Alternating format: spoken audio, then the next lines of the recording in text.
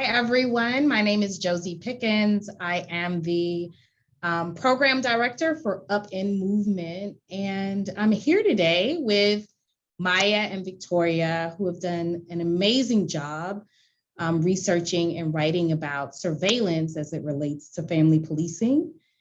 So we want to take a little bit of time today to talk about carceral logic, how certain families are surveilled in the family policing system, and really why abolition is the only way forward. So I guess we can begin, Maya and Victoria, who are the authors of this amazing paper that is available on the upEND website, and who, contribute a great deal to upEND. We can start by talking about carceral logic. And, or you can go back as far as you would like so that we can lead up to defining surveillance, or really speaking about how surveillance impacts certain families and communities. And then we'll go into a little bit of background on surveillance. We'll talk about racialized surveillance, and again, talk about why we choose abolition at upEND. So who'd like to start? So I'm happy to kick us off here. So when we sat down and started thinking about how we wanted to structure the paper and what we wanted to talk about, we knew that we wanted to talk about surveillance, technology, child welfare system, and abolition. And we also knew that we wanted to sort of break down where surveillance is coming from and how it manifests within the system, and how that leads to carceral logic, and why we think abolition is the only way forward. And so that led us back to really thinking about how anti-Blackness informs surveillance and carcerality within the system. So if we can understand anti-Blackness as not just this belief that Black people are inferior or deserve inferior treatment, but also that Black people are mistrustful and that they need state intervention to steer them in the right direction. And we can think of that as rooted back to slavery, and how state apparatuses, how plantations literally controlled Black families, Black movement, and Black production, like all of these things, right? So we really wanted to ground this in a foundational understanding of anti-Blackness, which is why the paper opens up with that, and how anti-Blackness is sort of like this bedrock for informing how surveillance and carceral logic functions within the modern day family policing system. Yeah, so when we think about carceral logic, we think about it as, hey, there are these innocents, and then there are these really bad people, and it is kind of the state or the system's responsibility to save the innocents from these really bad people. And we have to take into account, as you said, the way that anti-Blackness informs our ideas about who is bad and who is good, who is innocent, and so forth. So that's where that carceral logic component comes in when we're talking about prisons and policing systems. And it also comes in when we're talking about the child welfare system or the family policing system, because it's the same thing that applies. This idea that Black folks are bad, right? And so we need to save children from these bad parents. And one of the ways that we do that is by making sure that we are watching always what certain families, what certain communities are doing. You want to talk a little bit about that, Victoria? Like the early ways that we began thinking about or surveillance started showing up in the US, and like how it has moved forward to where it is today. Yeah, well, I guess even to add from what you both were just saying, carceral logics is about, when a lot of people think about the carceral, they think about the prison, like the physical structure of a prison. But since then, so many people have done work to explain that it's so expansive now. So this is why it's so important for us to look at the child welfare system, because these carceral logics that have really flourished within this area of imprisonment are the same type of logics that are used in child welfare to confine and control and punish people. So just what you both were saying. And we see these tactics that were being used in regards to families, Black families and Black individuals during the transatlantic slave trade, when they were calculating and listing where slaves were going, really tracing their mobilities, right? Tracing who were fugitives, who were running away. And this led into these sort of 18th century laws that Dr. Simone Brown brings up about how Black individuals had to carry these lanterns around during the nighttime so they could be illuminated, and so white people could constantly track and monitor where they were going. And so I think for some people, it's really difficult to bridge these connections to these more modern sorts of technologies. But if you really think about it, they're using that same type of justification or that same idea about who needs to be tracked and for what purpose. And so when Dr. Simone Brown talks about racializing surveillance, she's really getting to that point of anti-Blackness and racism is undergirding all of these surveillance technologies. Like, these tools are just an extension of that power. They're exercising the power that has already been in our country and what this country was really built on. And so I think that it's really important for us when we're looking at these different like algorithms and these big words like artificial intelligence and predictive analytics.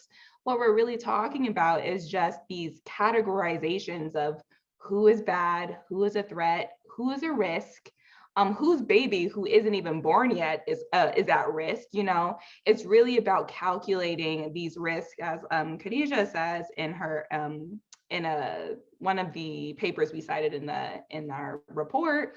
They're really trying to calculate like this premature death that it's not even a thing yet, right? Like, baby's not even born yet, and we're trying to calculate how risky is that mother. You know, how much of a percentage are we saying she might, you know, harm her child in the future? And that's what's inherently wrong with a lot of these tools. They're based off this really unfair and violent sort of justifications.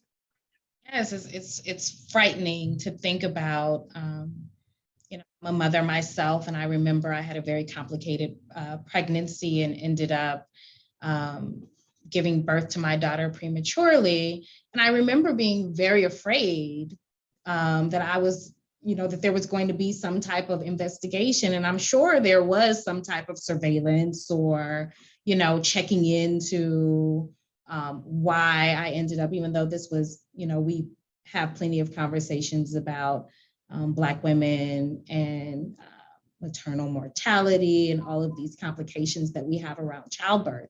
But I remember that being a very real fear for me, is that, oh, you know, this thing is happening with my body, and I hope that no one thinks that it's something that I've done, and I hope that I won't be punished in some way just for having a difficult time in pregnancy and birth, which is the reality for so many Black women, so many Black mothers. And you bringing up the idea that before a baby is even born, there are these systems that are operating to determine what that child's life is going to be like and what kind of mother that child's mother is going to be. And we know statistics show that it's Black mothers, it's Indigenous mothers that are, you know, scrutinized in this way far more than any other mothers.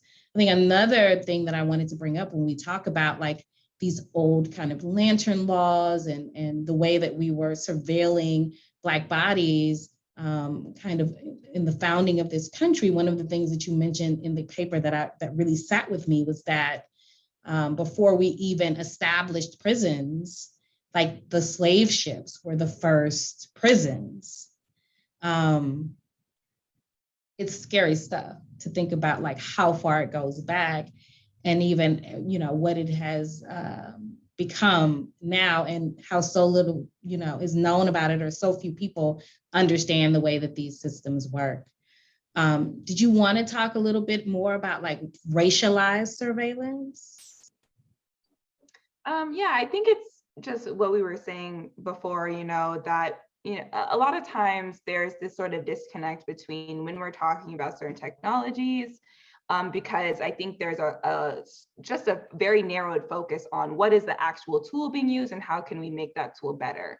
And these tools are usually marketed as, something that improves efficiency. And sometimes they're even argued as, oh, well, like we don't know how to fairly distribute services because there's not enough.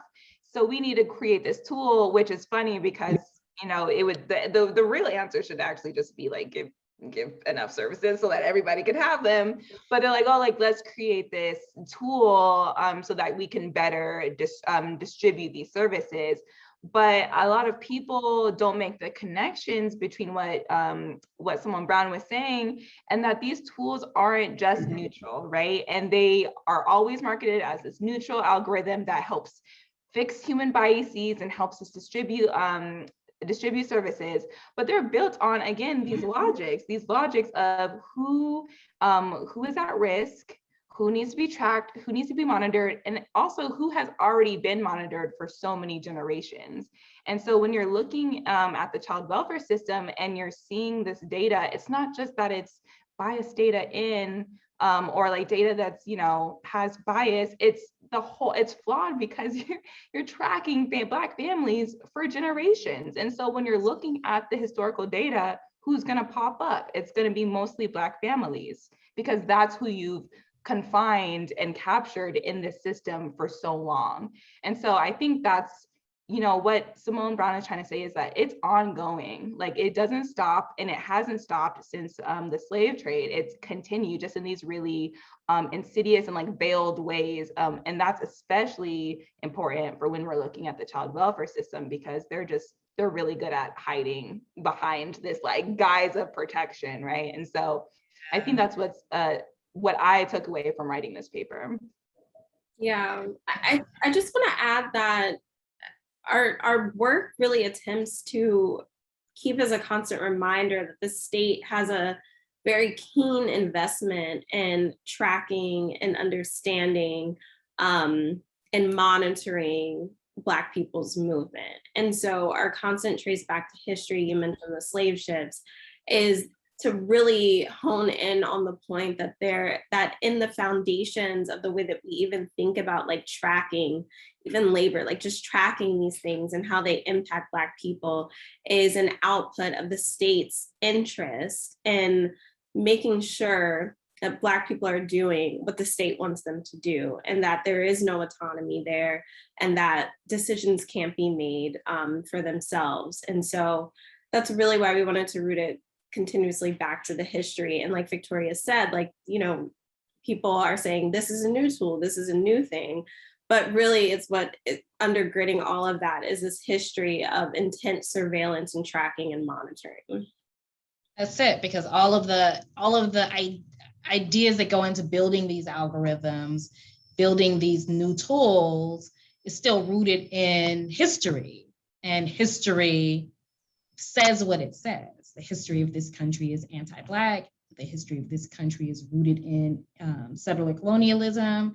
And so it's impossible to extract that history from the ideas that we use to build these tools and to create these algorithms. And so there is no neutrality.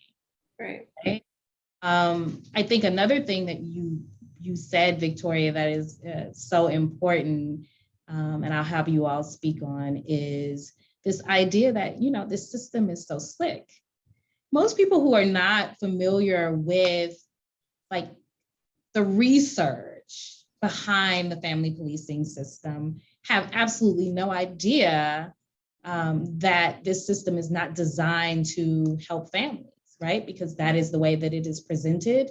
And why would we think otherwise? Also, the system is able to operate in a certain way because when we talk about prison abolition, for instance, we have direct evidence that shows us the way that the police interact with communities. We have visuals, right? We have videos, we have things that we can see. In the family policing system, we don't necessarily have that. And so people just assume that the system operates the way that it says that it does. They want to help. They want to help families. They want to provide services. So Maya, do you want to speak a little bit about how this representation of services is actually just a tool for surveillance? Absolutely. So there's a few important things here to understand, which is one, we talked about how anti-Blackness informs the child welfare system. And so when we think about a system providing services, it doesn't really look like, oh, I'm a mother, I think that I need these things, let me go through this system and get these services. That's not really how it looks. So there are certain services that the system will decide that you need, sort of regardless of your own, wants and desires and where you would like to get access to services. They're deciding that for you. Again, that's back to that mistrust and that idea that the state has an interest in telling Black people what to do. There's not autonomy of decisions here. But that also looks like once you're on those services, the system is monitoring your participation in those services. And that monitoring, let's say that you begin your case on maybe an open case, your children are still in your home, but you're on these services. At any point, if a social worker decides that you're non-compliant, another really loaded word, because who is deciding non-compliance? How is that defined? Is it non-compliant or it's not the services that people want? Big picture questions, and we can unpack that. But decides that you're non-compliant, and the services are used as a means to make those decisions, but also as a means to monitor and dish out further punishment. So when you're decided that you're non-compliant, does that mean that your children are removed from your home? Maybe. And then where do we go from there? So when we think of services as like the supportive thing that families in need have access to have help and get the things that they need to better care for their children, that is not actually what the system is doing when it is providing services to children and families. And so we wanted to talk about how anti-Blackness informs service provisions, but also how services are all under the realm of further state surveillance, and how technology is then used to also inform what services people are getting, how those services are allotted, and then any, what I would call punishments for not following those service plans per the state's liking. Do you have anything to add to that, Victoria? That was beautifully said, and I agree with every single thing. I think, specifically, I did most of my research in LA, and so I was doing a lot of specific research, and it's just interesting that, like, for example, in Los Angeles, they started this outreach team in Skid Row that was DCFS led, eventually DCFS led with some of the homeless service authorities and the rescue missions. And they were literally, they created a whole new risk assessment protocol under the guise of providing homelessness services. But we're really just trying to displace Black and Brown communities from Skid Row. And so it's sort of that's how we see these things culminate. And it's so under the guise of this prevention services or like homelessness services, people are getting displaced and having their children taken away, and then can't be reunited with their children because they still don't have housing or don't have stable housing, or the original issue of like poverty, people being abandoned in society, isn't addressed. And so I think that, like, when we're talking about services, like Maya said, it's not only that like you're having an extension of the surveillance state, but you're also usually getting displaced, or you're not even having autonomy in the actual decision making or what you actually want and need. And so I think that's just a huge problem that we're still not addressing. Yeah, and that really kind of sums up why upEND is only interested in abolition. And of course, we understand that there is a process to get to that space of imagining, which is what I like to focus on more when I'm talking about abolition, as opposed to what we are dismantling. It's like, what is next? And it's just, as you said, what we need to do is address the societal ills.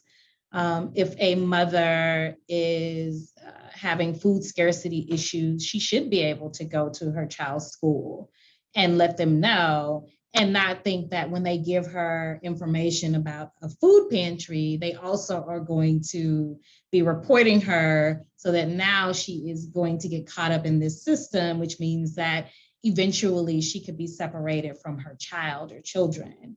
And, you know, probably, and sometimes not even giving the resources of the food pantry. Just raising the question can push you into the system and cause your family to be separated. So we can't hope to address any of the issues that we see happening with families until we address those societal norms. And that's a big part of why we are fighting for abolition as opposed to reform.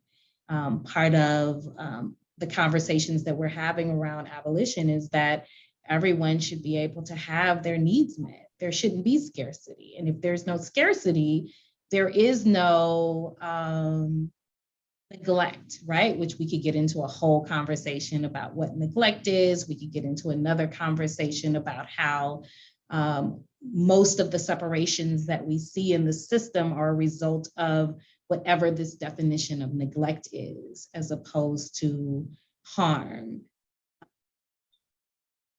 Share your ideas about why this work is so important for you and how it's kind of radicalized you towards thinking about abolition. Yeah, I'll just share that